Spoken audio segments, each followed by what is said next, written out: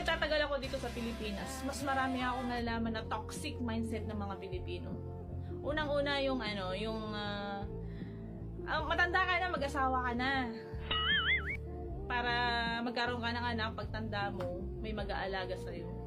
Hindi ako naniniwala na yung anak mo is aalagaan kapag tumanda. Ayaw kong mag-example, baka maraming masaktan eh. Bato-bato sa langit ang tamaan, huwag magalit. Ang pag-aasawa naman, choice nyo yan. Kung handa na kayong bumuhay ng mga anak nyo.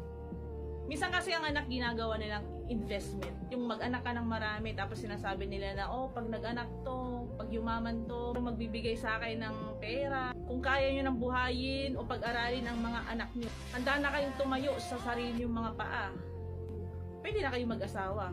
Pero, kung mag-aasawa lang kayo dahil natatakot kayo sa edad nyo, o natatakot kayo dahil matanda na kayo, o baga, napag